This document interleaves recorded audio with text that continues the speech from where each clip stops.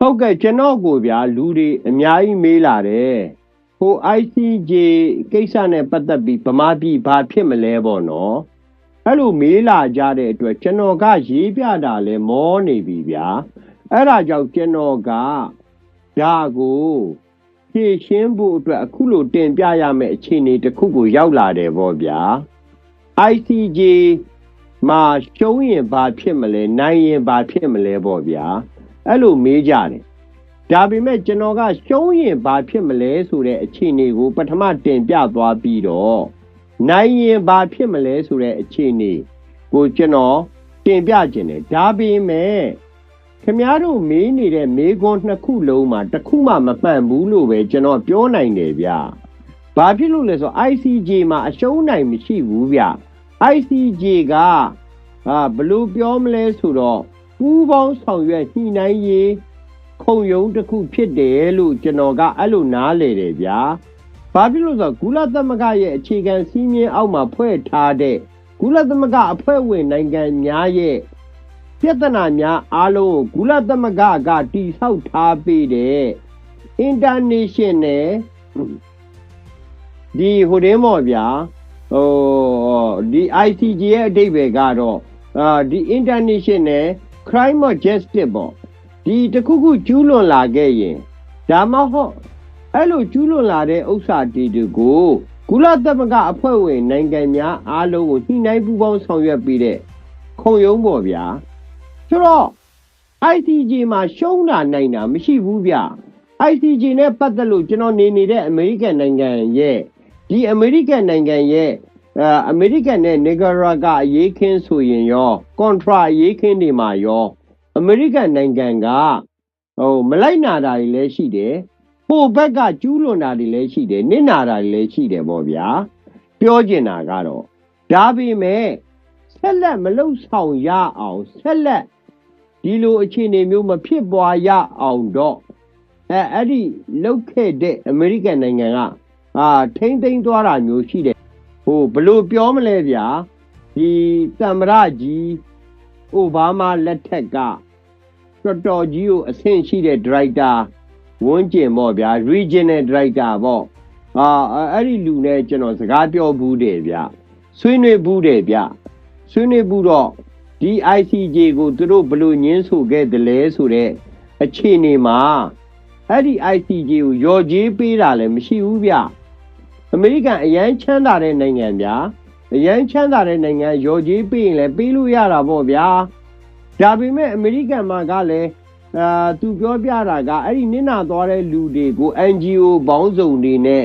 ပြုစုကူတာပြီးတော့အမေရိကန်နိုင်ငံမှာဘဝတည်ဆောက်ရေးတွေလုပ်ခဲ့တာ98,000 family ပေါ့ဗျာကျွန်တော်သိရတဲ့အချက်လက်ပေါ့လေ Okay ဒါကကျွန်တော်အချက်လက်ပြောလိုက်တာခုနဥစ္စာလေးကိုသွားမယ်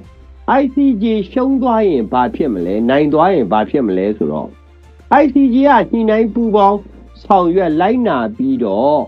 လက်တွဲရမယ်ခုံရုံးတစ်ခုဖြစ်တယ်ဗျအဲ့ဒီခုံရုံးမှာ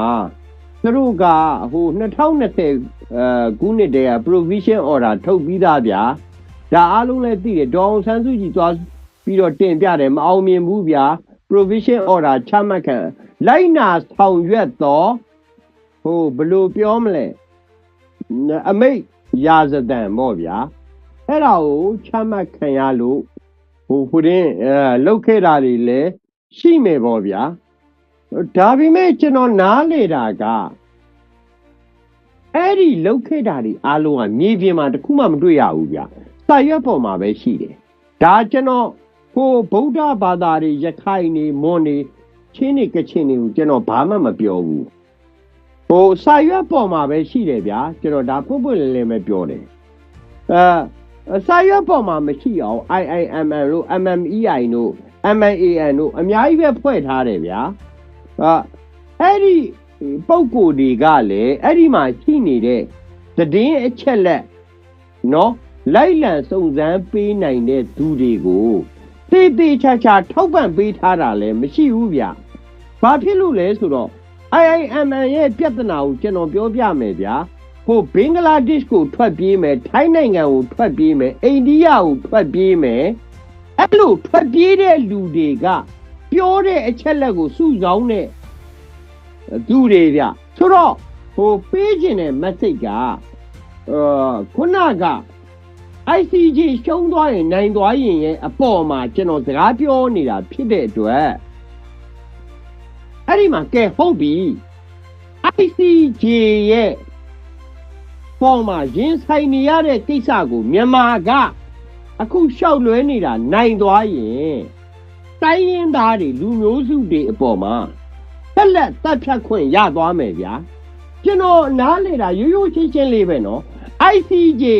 ရင်ဆိုင်နေတဲ့အချိန်မှာကိုတောင်မှဘုံ84လုံးချဲချတယ်ဗျာစာတင်ကြောင်းဖုန်ကြီးကြောင်းနဲ့အရက်ပတ်ဒေသတွေကိုချဲချနေတယ်ဗျာ ICJ မှာရင်ဆိုင်နေတဲ့အချိန်မှာကိုမှဘုံပေါင်း84လုံးကျဲချတယ်ဗျာအဲ့ဒါကဘယ်အချိန်က ICJ မှာရင်ဆိုင်ပြီးတော့အခုကျွန်တော်စကားပြောနေတဲ့အချိန်မှာစကျဲချလဲဆိုတဲ့ရက်တွေ date တွေ minute တွေရက်စွဲတွေအဲ့ဒီဘုံကျသွားတဲ့နေရာတွေကိုကကျွန်တော်အဲ့လောက်ထိဟို statistic လုပ်တယ်ဗျာဆိုတော့ ICJ နိုင်သွားရင်မြန်မာစစ်တပ်ကဆက်လက်ပြီးဘုံချဲတပ်ဖြတ်ဖို့အတွက်အခွင့်အရေးရမယ်ဗျာဒါကမဟုတ်ဘူးဆိုရင်လည်းပြောပါဗျာကျွန်တော်ရှင်းပါမယ်သူတရားစွဲဆိုမှုကိုကျွန်တော်ကရှင်းမှတရားတစ်ပေါင်နဲ့မြန်မာပြည်ကပြည်သူတွေရဲ့အခြေအနေပေါ်ပေါက်လာမှာလေမဟုတ်ဘူးစစ်တပ်က ICJ ရောက်တဲ့အချိန်မှာဘယ်သူကမှဘုံမကျဲတော့ပါဘူးတိုင်းရင်းသားတွေအပေါ်လဲနားလေသွားပါပြီသူတို့ကအဲ့ဒါကိုလဲသူတို့ဘယ်တိုင်းရင်းသားတွေနဲ့ဗမာတနိုင်ငံလုံးကပြည်သူနဲ့ပူးပေါင်းဆောင်ရွက်ဖို့လဲတည်သွားပါပြီဆိုတဲ့ပုံကူမျိုးရှိရင်လဲကျွန်တော်တရားစွဲပါဒါပေမဲ့ကျွန်တော်ကတော့ ICJ မှာတရားစွဲခံနေရတဲ့အချိန်မှာကိုဘုံကျဲနေတဲ့ဥစ္စာကိုကျွန်တော်တွေ့ရတယ်ဗျာ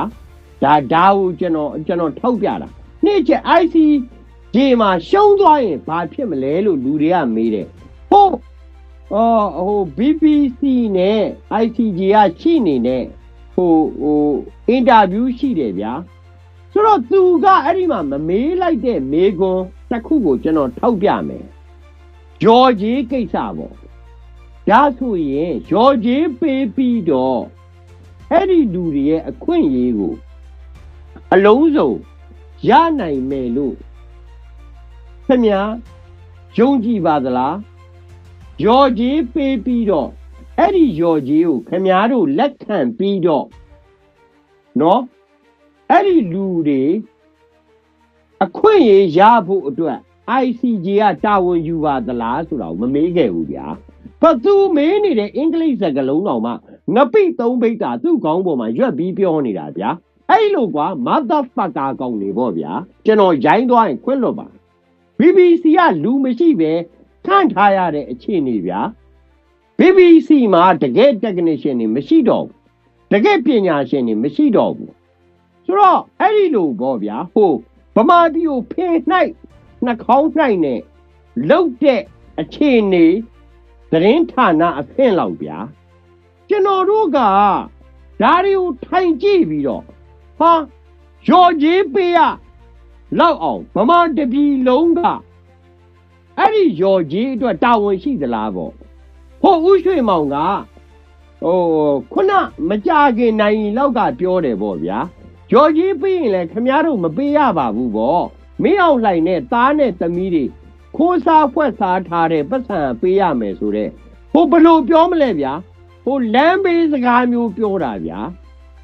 အဲ့ဒါကိုလေဟိုထောက်ခံတဲ့လူတွေရှိတယ်ဗျာ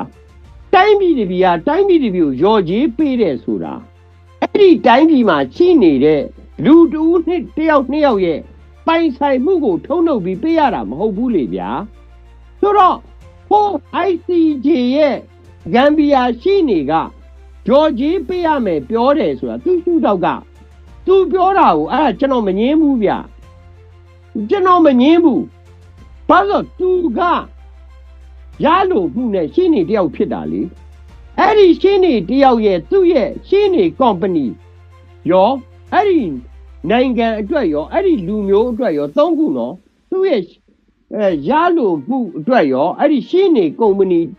အတွက်ရောအဲ့ဒီနိုင်ငံအတွက်ရောအဲ့ဒီလူမျိုးအတွက်ရောပေါ့ဗျာသူကအဲ့ဒီလိုရော်ကြီးရအောင်သူက BBC မှာပြောသွားတာဒါပေမဲ့ ICJ မှာရော်ကြီးပေးပြီးကြည်အေးခဲ့တဲ့နိုင်ငံကမ္ဘာသမိုင်းမှာမရှိဘူးဗျအဲ့ဒါကို BBC ကဟိုတင်းပေါ့ဗျာလက်တင်ရသတော်ခေါ်ပြီးတော့ကျွန်တော်ပြောတာဟိုကောင်ပြောတာကတကယ်ကိုဗျာဟိုတကယ် systematic ပြောတာ BBC ကမေးတာကဟိုဘလို့ပြောမယ် out of the law ဗျာအဲ့လိုပုံစံမျိုးမေးနေတာဗမာပြည်ကရော်ကြီးပေးရင်တဲ့ပေးရမယ်နော်ဆိုတော့ရှုံးသွားရင်ဗမာက3ခုခံရမယ်ဗျာတစ်ချက်ရော်ကြီးပေးရမယ်ဗျာနှစ်ချက်ဘင်္ဂလားဒေ့ရှ်မှာအခြေခံဥပဒေတဲမှာကိုကရိုဟင်ဂျာဆိုတာမရှိဘူးဗျာအိန္ဒိယမှာလည်းမရှိဘူးဗျာဒါဆိုရင်ထပ်ပြီးတော့ကျွန်တော်ထပ်တွဲပြလိုက်မယ်ဘူတန်မှာလည်းမရှိဘူးဗျာနီပေါမှာလည်းမရှိဘူးဗျာကဲဟိုတနိုင်ငံနဲ့တနိုင်ငံကြားမှာနေနေတာကတော့ဟိုဘင်္ဂလားဒေ့ရှ်စကားနားလည်တယ်လို့မြန်မာစကားလည်းနားလည်နေတဲ့နေထိုင်သူအများအပြားရှိမယ်ဗျာအဲ့ဒီနေထိုင်သူအများအပြားတဲမှာအဲ့ဒီလူမျိုးစုကြီးကနီပေါ constitution ရောဘင်္ဂလားဒေ့ရှ် constitution လက်ရှိကိုနော်ဘင်္ဂလားဒေ့ရှ်နဲ့ဗမာနဲ့အိန္ဒိယနဲ့ဗမာနဲ့အဲ့ဒီမှာလည်းမရှိဘူးဗျာကဲဒါဆိုရင်ဒီလူမျိုးစုက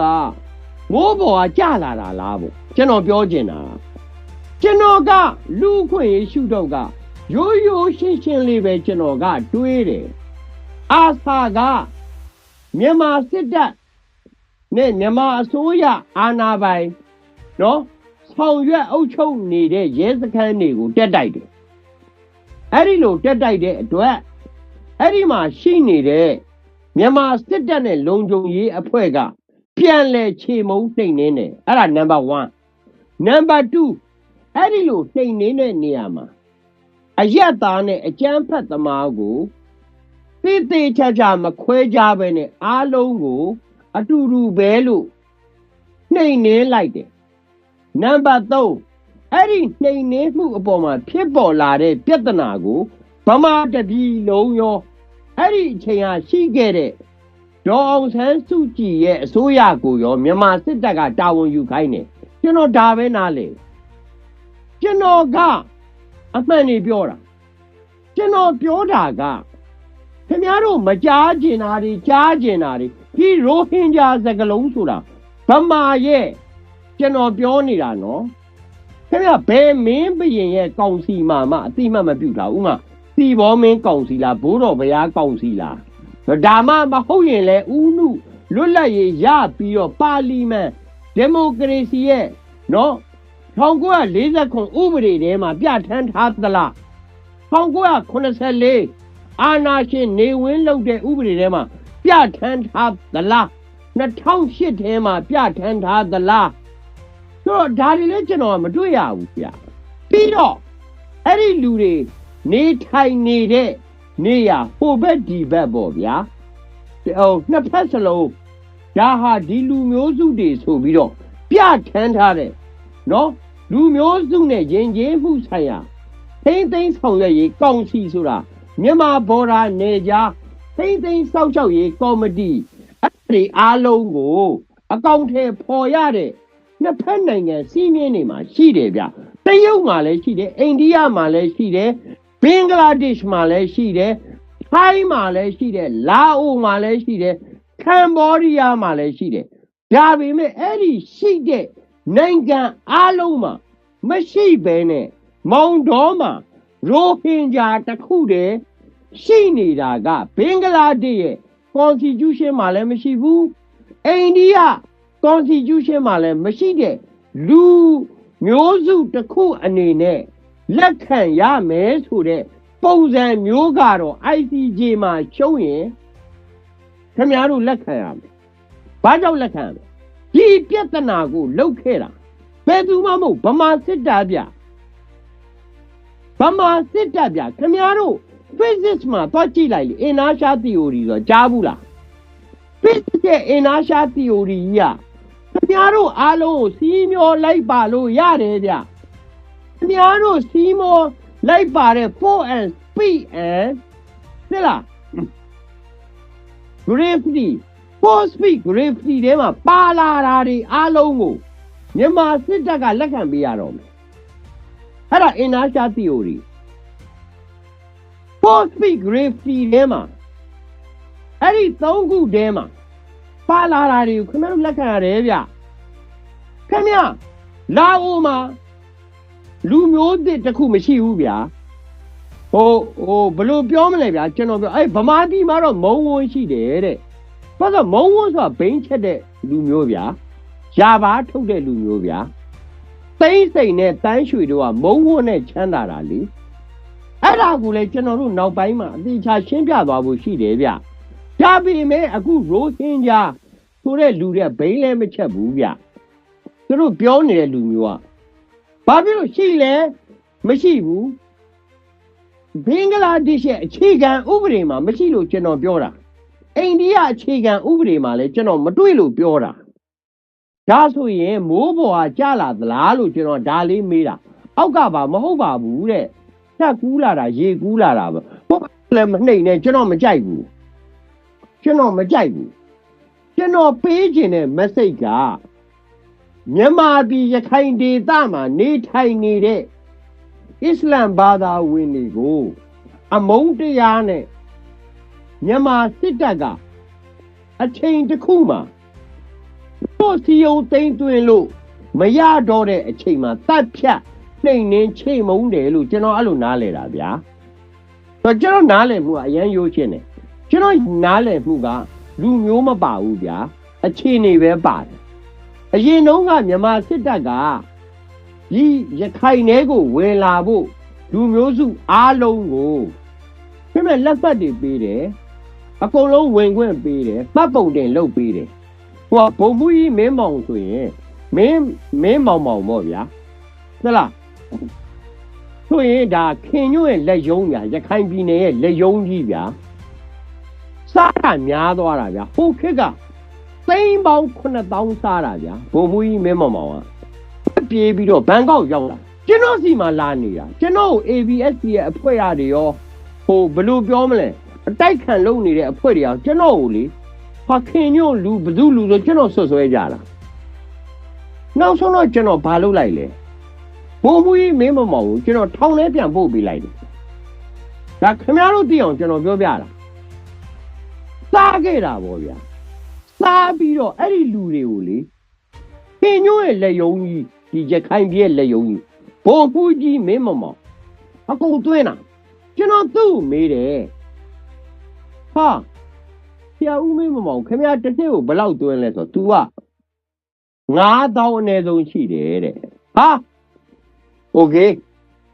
အဲ့ဒီ9000ကဘယ်သူတွေလဲဆိုတော့အကုန်လုံးဘင်္ဂလားတွေတဲ့ခင်ဗျားတယောက်ကိုဘယ်လောက်ရလဲဆိုတော့အောက်ကဘယ်လောက်ယူလဲမသိဘူးတဲ့ငါးစီကိုစရင်တင်တဲ့လူတိုင်းအားလုံးဟာ9သိန်းပေးရတယ်တဲ့သူက9သိန်းပဲရောက်တယ်အောက်မှာ3500လား3500လားတော့ကျွန်တော်မသိဘူးအဲ့ဒါနဲ့ तू ကခင်ညွန့်လက်ထက်မှာ4နှစ်နော်တစ်နှစ်ကို9000 तू လက်ခံခဲ့တာအဲ့ဒီမင်းပေါင်ရဲ့အမျိုးတွေရောသားတွေရောသမီးတွေရောမြစ်တွေရောခင်ဗျားတို့စောက်ခွက်တွေဓာတ်ပုံတွေတွေ့ရင်ကျွန်တော်အကုန်ပြနိုင်ကျွန်တော်အဲ့လောက်သိကြတယ်ကျွန်တော်အဲ့ဒါဘယ်နှခုနှစ်ကလဲဆိုတော့1996ခုနှစ်တည်းကမှတ်တမ်းဗျာကျွန်တော်မှာအဲ့လောက်ရှိတယ်ကျွန်တော် Wi-Fi ရတာဗျာဘန်ကောက်တစ်မြို့လုံးဗျာအဲ့ဒီ ABSDF ကဟိုဘာညာကွိကွက်တွေအကုန်လုံးပေါ့ဗျာအခုဖြစ်နေတဲ့ပြဿနာအားလုံးဟာမြန်မာစစ်တပ်ကဖန်တီးခဲ့တာအခု ICJ မှာရှုံးရင်ရွှေမောင်ပြောတဲ့ကိစ္စလုံးဝမဟုတ်ဘူးမင်းအောင်လိုင်းသားသမီးတွေပိုင်ထားတဲ့ဥစ္စာတွေနဲ့ကြော်ကြီးပေးလို့ရတယ်ဆိုတဲ့ရွှေမောင်ရဲ့ယူသလိုလိုပေါ်သလိုလိုနော်စောက်အခြေမြင့်မရှိတဲ့ဥစ္စာလည်းမဟုတ်ဘူးနော်အဲ့ဒီလိုလဲပေးလို့မရဘူးဗျပြီးတော့ခင်ဗျားတို့ရဝမ်ဒါနဲ့နော် ဒီဟိုတဲ့တူတူတွေနဲ့ဖြစ်တဲ့ကိစ္စအဲ့ဒီလူမျိုးစုမရှိဘူးဆိုပြီးတတ်တာရဝမ်ဒါမှာဒါပေမဲ့အဲ့ဒီလူမျိုးရဝမ်ဒါကိုခုံရုံးတင်လိုက်တဲ့အချိန်မှာအဲ့ဒီလူမျိုးကိုလက်ခံသွားရတာဗျဟုတ်လားအခုဒီခုံရုံးမှာရှုံးရင်မြန်မာစစ်တပ်ကြောင့်ခင်ဗျားတို့ရိုဟင်ဂျာဘင်္ဂလားဒေ့ရှ်မှာလည်းမရှိဘူးအိန္ဒိယမှာလည်းမရှိဘူးဖိုင်းမှာလည်းမရှိဘူးအဲ့ဒီမရှိတဲ့လူမျိုးကိုမြန်မာစစ်တပ်ကြောင့်မြန်မာတနိုင်ငံလုံးလက်ခံရပါမယ်ဆိုတဲ့အခြေအနေပေါ်ပေါက်လာမယ်လို့ကျွန်တော်ဒါပဲပြောနိုင်ပါတယ်ဗျာကျေးဇူးတင်ပါတယ်